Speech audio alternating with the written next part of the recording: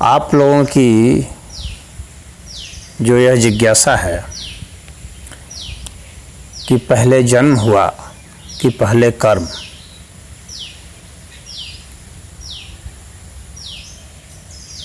जन्म से कर्म है कि कर्म से जन्म है,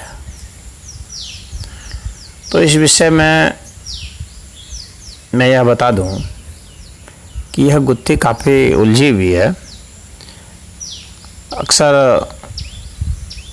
लोग दुविधा में पड़ जाते हैं कि जन्म पहले है या कर्म पहले है, जन्मानुसार कर्म होता है कि कर्मानुसार जन्म होता है। ये दोनों ही बातें अब तक के संतों ने, विद्वानों ने, शास्त्र ने कही है।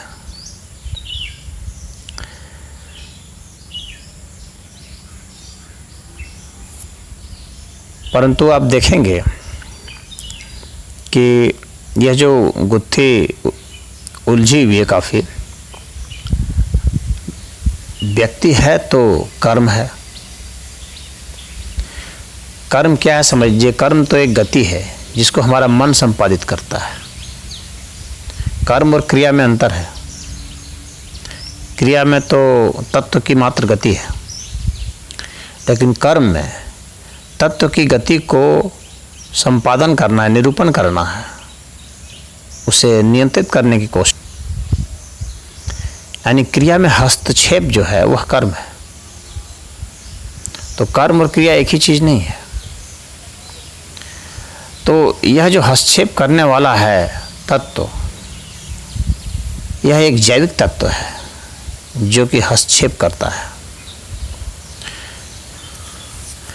और इसलिए यह जो कर्म है वह मुक्ति भी हो सकता है और बंधन भी। मुक्ति तब जबकि यह क्रियारूप ही हो जाए, और बंधन तब जब यह कर्मरूप ही हो। इस अस्तित्व में एक यह जो जीव है यह नियंत्रण करता है गति को। प्रकृति में हो रही तत्वों की जो गतियां हैं, ये क्रियाएं हैं। हम सांस लेते हैं, हमारा दिल धड़कता है, हमारा लीवर चल रहा है, हमारे भीतर अणु परमाणु गति कर रहे हैं, तो उनको हम तो नहीं करा रहे, वे तो स्वतः हो रहे हैं। तो इस क्रियात्मक जगत में वे हो रहे हैं, परंतु जब उनका इफेक्ट बाहर आता है मन से गुजर करके, तो हमारा मन उसमें हस्तक्षेप करता है और उसको एक दिशा देता है। उस शक्ति को वह एक मोड़ देता है और उस शक्ति को घटाता बढ़ाता देता है, उसके स्पंदन में प्रभाव डालता है।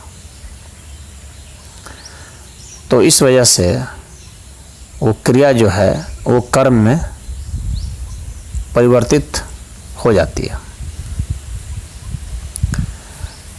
अब यह है कि जब हम कोई कर्म कर रहे हैं तो फिर क्या होता है कि यह जन्म भी किसी चीज़ को देता है, क्योंकि कई तत्वों से मिश्रण होगा और फिर नए तत्व का सृजन होगा। तो कर्म से सृजन हो जाता है, यानी उत्पन्न हो जाती है कोई चीज़। तो इसलिए हम कहते हैं कि भाई कर्म के हिसाब से जन्म हो गया, क्योंकि जिस तरह की घटनाएं जो है आपस में क्रिया प्रतिक्रिया की, उसके अनुसार जो है उसके बाद की घटना हुई, जिसको कि कर्म फल भी कहेंगे और जन्म भी कहेंगे। तो कर्म फल एक तरह से जन्म है। अब यह जो जन्म हो गया, फिर वह क्रिया प्रक्रिया करेगा, वो रुकेगा तो है नहीं, कहीं ठहरती तो है नहीं। यहाँ पर जो क्रियाएं हैं, तो ये क्रियाएं फिर एक दूसरी क्रिया को जन्म देती है, क्रिया फल को जन्म देती है। इस तरह से ये फल और क्रिया, फल और क्रिया, फल को समझ लीजिए आप, जन्म, और क्रिया को समझ लीजिए कि वो क्रिया तो क्रिया ही है, अब उसके वो फल आएगा। तो जन्म और कर्म हो गया, अब क्रिया में हस्तक्षेप हो गया मन का। तो यहाँ जो मन है यह बहुत महत्वपूर्ण बिंदु है। अब यह मन क्या है जो कि इस गति को हस्तक्षेप कर देता है, यह बहुत महत्वपूर्ण चीज़ है। सामान्यतः गति हस्तक्षेप नहीं होती है, गति तो प्राकृतिक नियमों के हिसाब से चलती रहती है, परंतु इसमें मन एक विचित्र है जो कि हस्तक्षेप करने की शक्ति रखता है। यानी इसकी जो शक्ति है इस प्रकृति से शक्ति से कहीं भिन्न से है।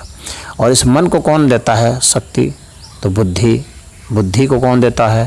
तो प्रज्ञा। प्रज्ञा को कौन देता है? तो आत्मा। तो कहने का मतलब है कि ये आत्मिक शक्ति है वास्तविक अर्थ में। जो मन की शक्ति है वह वास्तव में आत्मिक शक्ति है, आत्म शक्ति से संपादित होता है।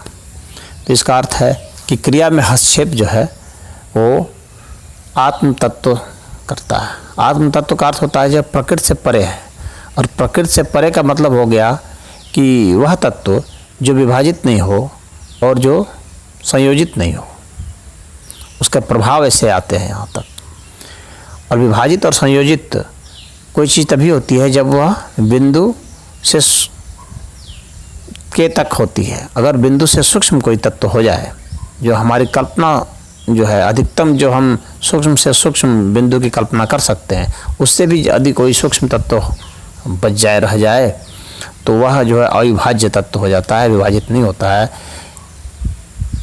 तो वह आत्मा है। क्योंकि विभाजित होने के लिए बिंदु से कुछ बड़ा होना चाहिए, या कम से कम बिंदु तक तो होना ही चाहिए।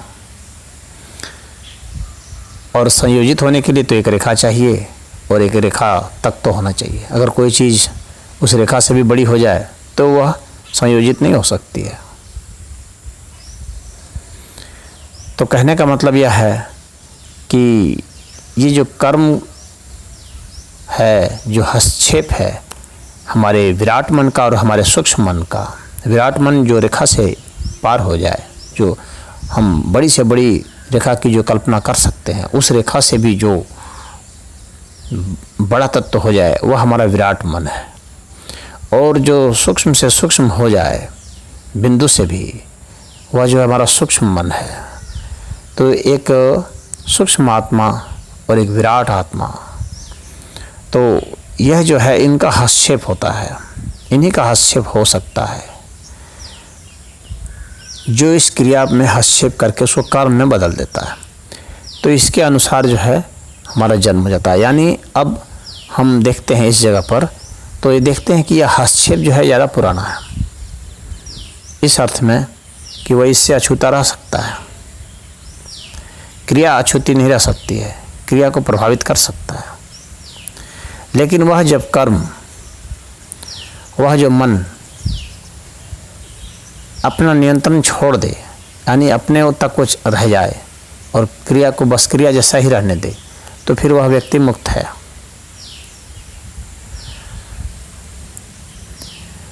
और यदि वह इसमें अपनी वासनाओं को नहीं रखे, कुछ पैदा करने की इच्छा ना रखे, कुछ विशेष रूप से क्रिया को बदलने की इच्छा ना रखे, बल्कि क्रिया जैसी हो, सहज हो वैसे होने दे, तो इसका मतलब है कि वह कर्म से मुक्त हो गया।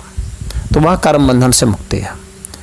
तो अब हम यहाँ पाते हैं कि जो जन्म है वास्तव में यहाँ से उत्पत्ति हो रही थी, वो वास्तव में वो बिंदु से सूक्ष्म तत्व था, उसका प्रभाव जन्म का वहाँ से आ रहा था। तो जन्म के हिसाब से कर्म और कर्म के हिसाब से जन्म, क्योंकि कोई चीज़ है तभी उसमें गति होगी। तो कोई चीज़ है तो फिर वो कब से है, एक प्रश्न उठेगा। तो वह तो अनादि अनंत से है, तो फिर जन्म कैसे हुआ? तो जन्म एक बदले हुए स्वरूप के कारण कहते हैं, न कि उसका एकदम पहले जन्म कि उसके बाद वो कभी रहा ही नहीं हो। तो ऐसा कभी नहीं होता कि वह पहले कभी था ही नहीं, सदैव कुछ न कुछ था ही था, और सदैव कुछ न कुछ रहेगा ही रहेगा। बस उसके एक स्वरूप को हम कह देते हैं पीछे के स्वरूप के अनुसार से एक नया जन्म, बस इतनी सी बात होती है। और बाकी तत्व तो ऐसे रहते हैं। तो यही जन्म और कर्म का जो विधान है।